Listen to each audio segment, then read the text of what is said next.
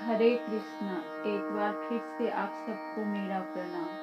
आज का प्रसंग विष्णु पुराण का पहला अध्याय। श्री सूत जी बोले, मैत्रेय जी ने नित्य कर्मों से निवृत्त हुए मुनिवर पराशर जी को प्रणाम कर एवं उनके चरणों को छूकर पूछा, हे गुरुदेव, मैं आप ही से संपूर्ण वेद वेदांत और सकल धर्म शास्त्रों का क्रमशः अध्ययन किया है।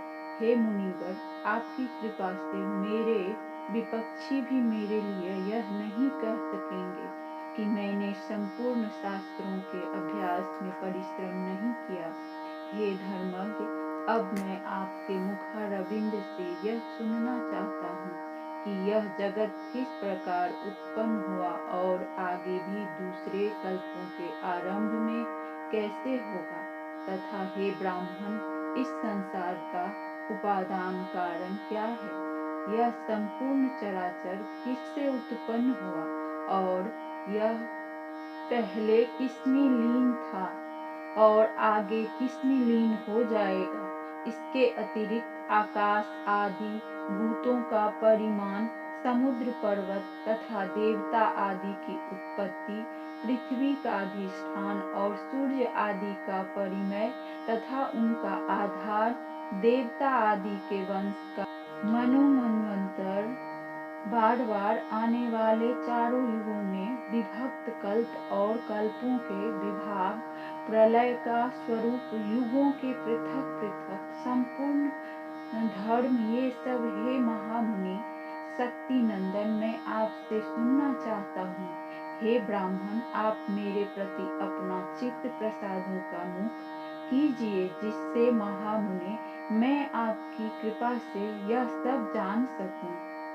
तब पराशर जी बोले, हे धर्मज्ञ मैत्रेय, मेरे पिताजी के पिता श्री वशिष्ठ जी ने जिसका वर्णन किया था, उस पूर्व प्रसंग का तुमने मुझे अच्छा स्मरण कराया। इसके लिए तुम धन्यवाद के पात्र हो। हे मैत्रेय, जब मैंने सुना कि पिताजी को विश्वामित्र जी की प्रेरणा से राक्षसों ने खा लिया है, तो मुझे बड़ा ही क्रोध आया।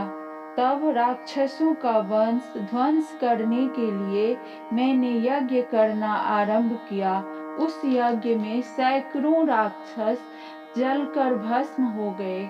इस पात्र का उन राक्षसों का सर्वथा नष्ट होते देख मेरे महाभाग पितामह वशिष्ठ जी ने मुझसे बोले, हे वत्स, अत्यंत क्रोध करना ठीक नहीं, अब इसे शांत करो। राक्षसों का कुछ भी अपराध नहीं है। तुम्हारे पिता के लिए तो ऐसा ही होना था। क्रोध तो मूर्खों को ही हुआ करता है, विचारवानों को भला कैसे हो सकता है? भला कौन किसको मारता है? पुरुष स्वयं ही अपने किए का फल भोगता है। हे प्रियवर, यह क्रोध तो मनुष्य के अत्यंत कष्ट से संचित यश और तप का भी प्रबल नाशक है। हे तात, इस लोक और परलोक दोनों को बिगाड़ने वाले इस क्रोध का महर्षिगण सर्वदा त्याग करते हैं, इसलिए तुम इसके वशीभूत मत हो। अब इन बेचारों निरपराध राक्षसों को दग्ध करने से कोई लाभ नहीं। अपने इस यज्ञ को समाप्त करो। साधुओं का धन तो सदा क्षमा ही है। महात्मा दादाजी के इस प्रकार समझाने पर उनकी बातों के गौरव का विचार करके मैंने वह यज्ञ समाप्त कर दिया। इससे मुनि श्रेष्ठ भगवान वशिष्ठ जी बहुत प्रसन्न हुए। उसी समय ब्रह्मा जी के पुत्र ऋषि पुलस्त जी वहां आए।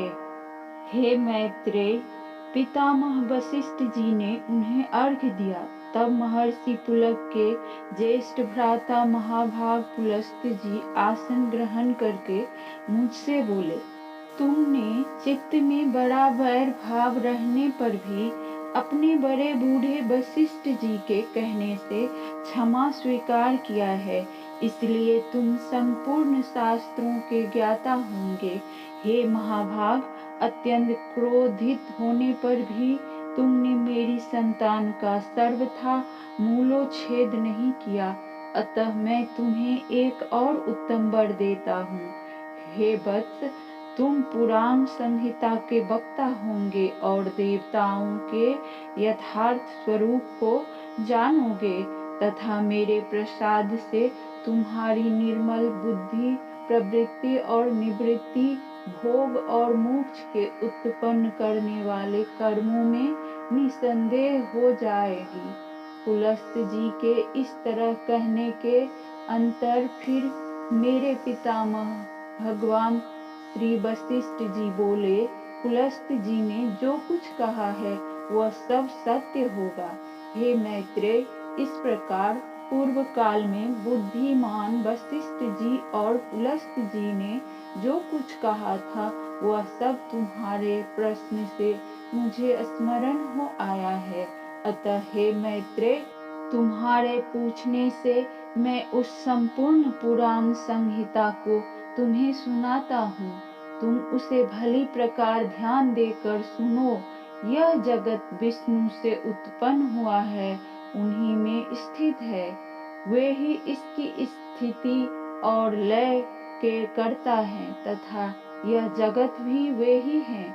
इसके साथ ही विष्णु पुराण का पहला अध्याय समाप्त हुआ। हरे कृष्णा। जय श्री हरि।